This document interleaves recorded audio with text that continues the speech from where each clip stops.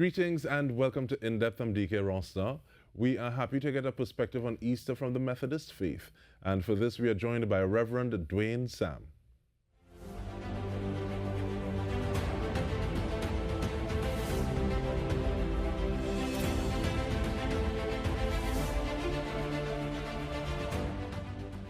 Thank you so much for making the time, Reverend Samm, and looking forward to this conversation.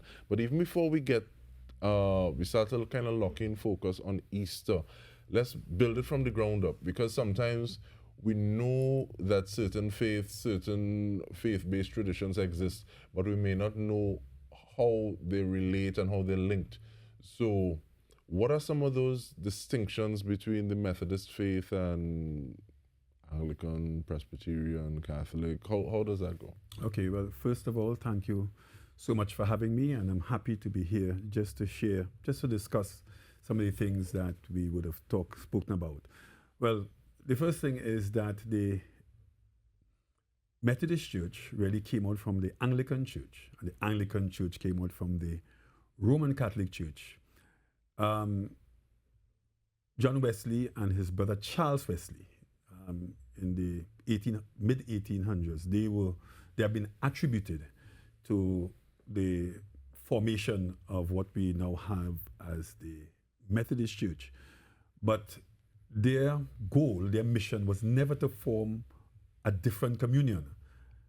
They never really wanted to leave the Anglican Church, but circumstances dictated that they be put out of the church. As a matter of fact, Charles Wesley, he died as an Anglican priest.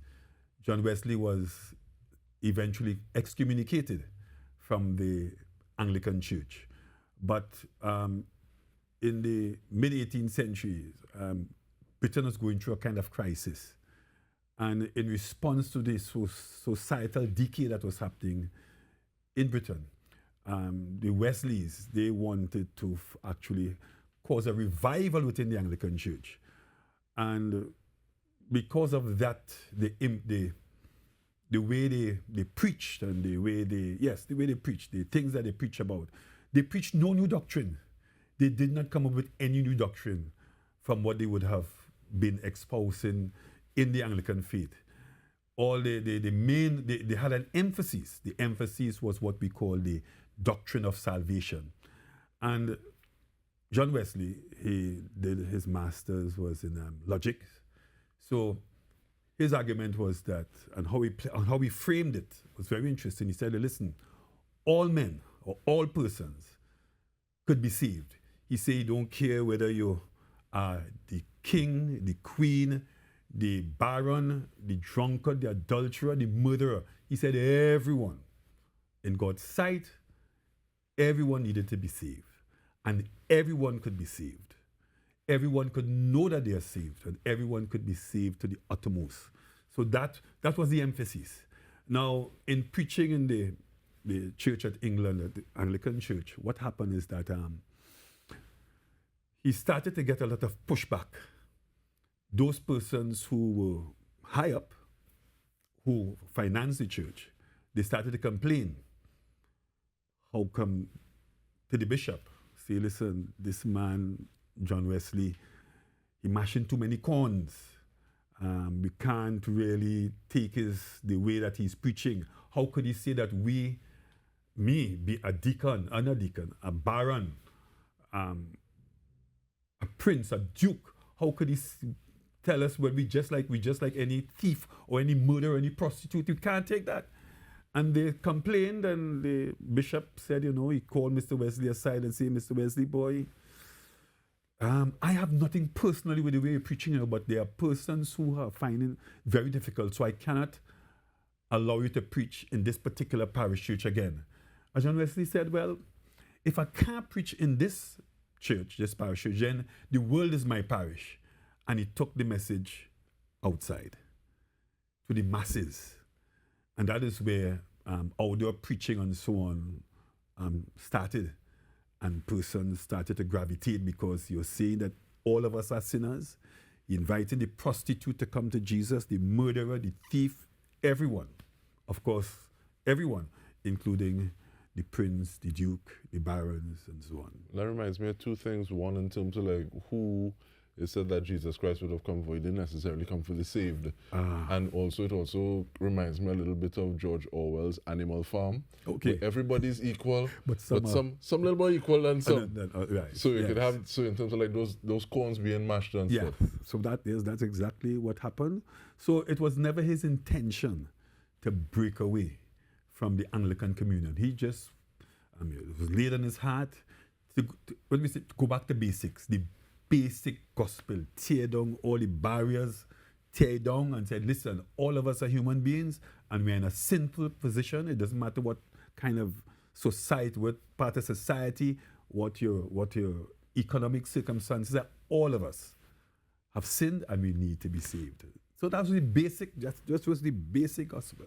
But with that in mind, though, even though John Wesley said he didn't mean to make that distinction as opposed to just come to basics, know that there is a distinction between persons who profess to be Anglican and those who are Methodist. Are there some differences or other than that?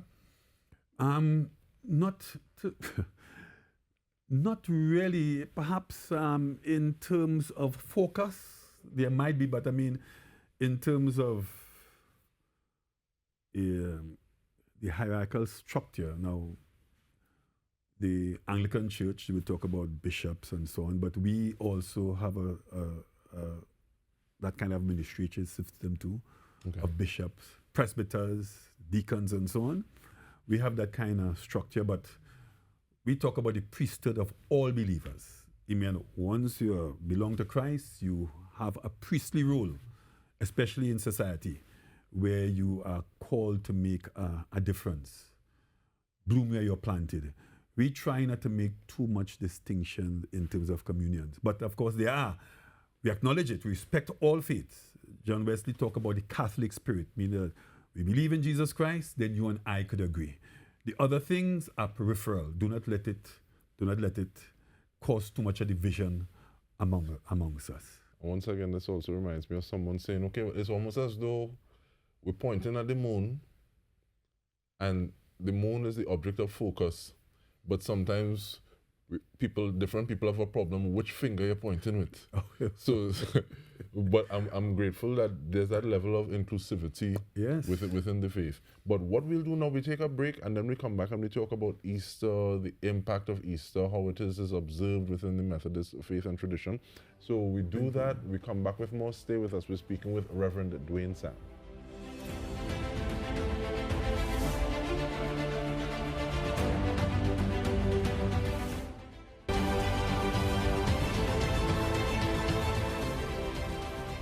Welcome back. We are speaking with Reverend Duane Samm. We got that context and he laid that groundwork from which we can operate. Yes. And now in terms of feasts and holidays, and we're looking specifically at Easter, what stands out about Easter if we are taking it from a Methodist perspective? And you can correct that terminology or that narrative if you want.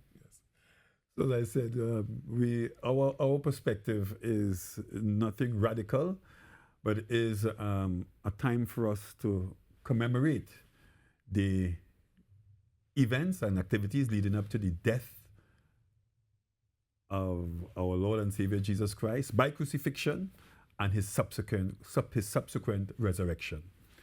We are celebrating, we are observing Holy Week. And I had a friend very good friend, died recently. And there were a lot of activities to acknowledge his passing. So there were the wakes in different places. And of course, a lot of tribute was paid in terms of his memory. And what happened is that persons remember most the days leading up. He died suddenly, but the days leading up to his death. And so it is with Jesus. We remember. This is Holy Week. We remember the days. We try to find out and reflect on the days leading up to his death and subsequent resurrection. So like, for instance, Sunday, that's the first day of Holy Week. Jesus' triumphal entry into Jerusalem, sitting on a donkey, colt, never been ridden. And going in and persons waving palm branches and putting cloaks and saying, "Blessed is he who comes in the name of the Lord," that kind of was drama. Almost like politics, because as far as they were concerned, the Jews who were following him, the Israelites who were following him, as far as they were concerned, he was going to overthrow the Roman authorities and establish a kingdom. But in that drama, Jesus has his own goal. He's going to overthrow the kingdom, but he is going to overthrow the kingdom of evil, of Satan.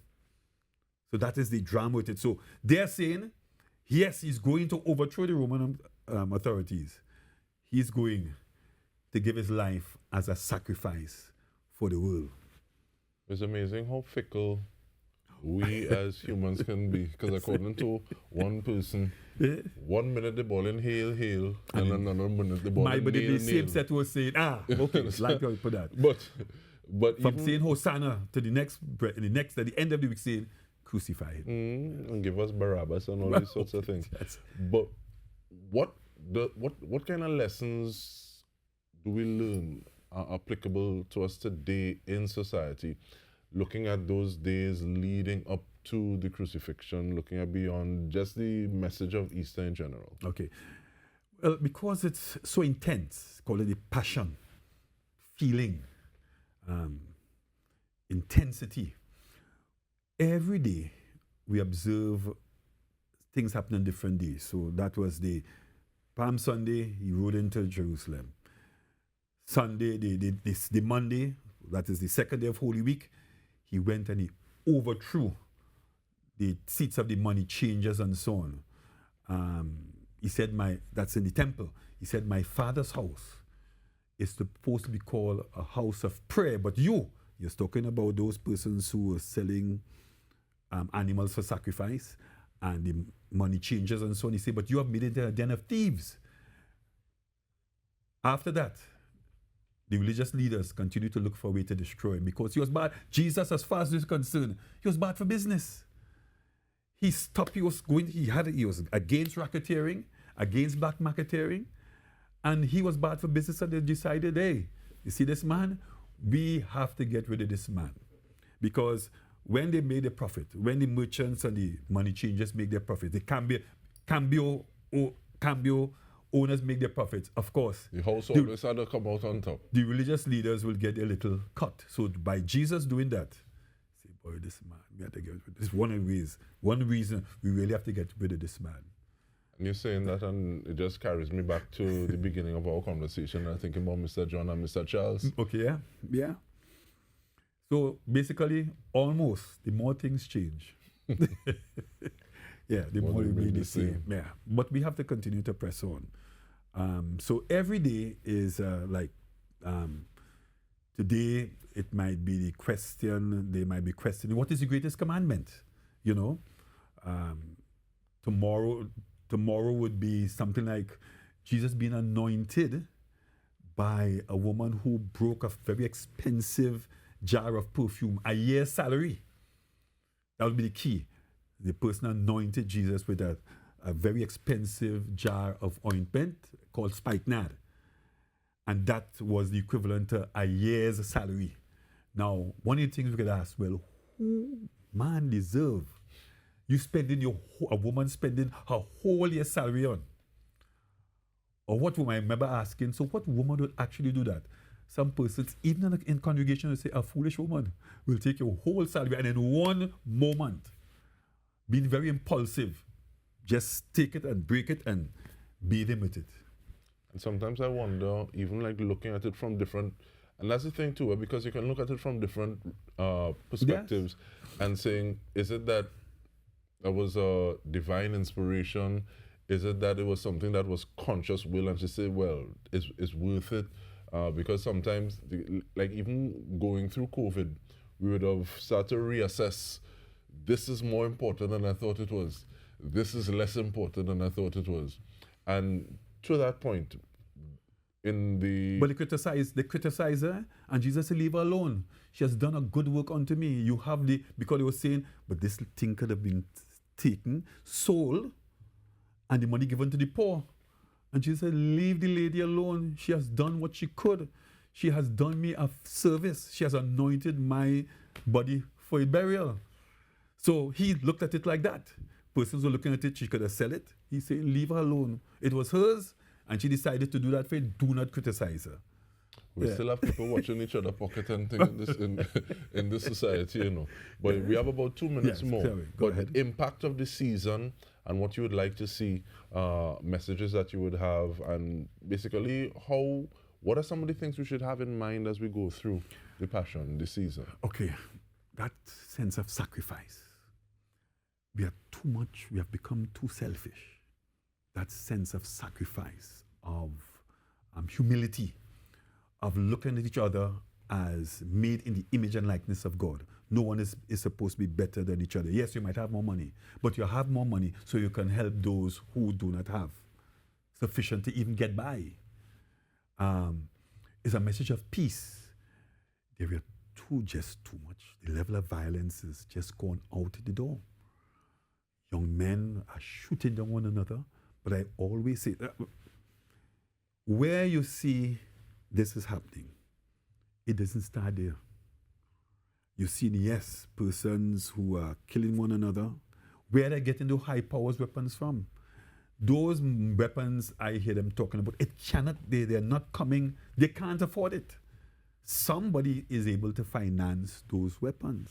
Certainly not those guys who are shooting it off. So as a society, we have to look at ourselves.